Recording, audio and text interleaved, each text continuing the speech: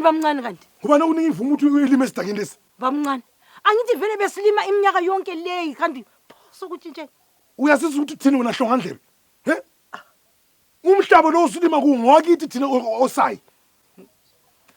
Ukuthatha ngabi khona kubamncane.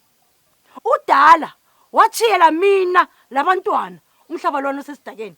Njalo ngilawa amaphepha okutshengisela ukuthi umhlaba lona wombhalisa kuwo. Amaphepha. Anlalo ngamaphethana kwakho lokho. Bamncane. Udala lami besithathile.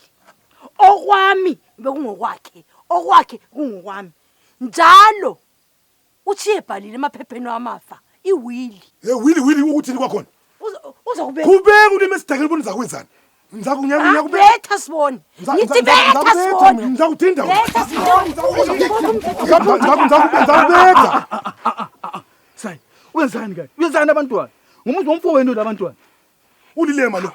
Ngizakubetha. Angithi okuniwe ngomlomo. Ubuye kulingiswe yiwo futhi. Uthi ngalima esidakeni sami lo. Sayi. Pho nxa ngasalima ngesidakeni uthalime ngapi? Angithi yilo ilifa litshwela ngumfowenu labantwana. Yabona lokho okwenzeka ukuthi icala. Kuthi icala ngaphansi komthetho. Umthetho ozokuphathwa kwamafa. Obizwa kuthiwa yi-Administration of Estates Amendment Act number 6 of 1997. Umhlaba umfowethu lo wana. Sayi. Kwana sayi. Ngithi kwana.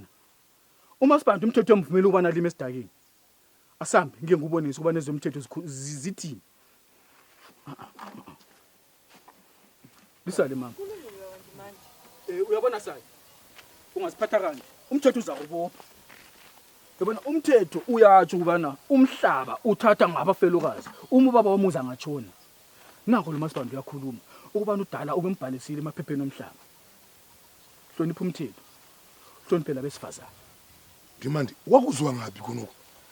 Ngaphansi komthetho kaHulumende uyatsho ubana abesilisa lesifazana benelisa ubana bathwele umhlaba lo bangabukhole eZimbabwe. Bebhalise ngamabizo abo. Loba bebhalise ngamabizo abo beyimuli bendawonye.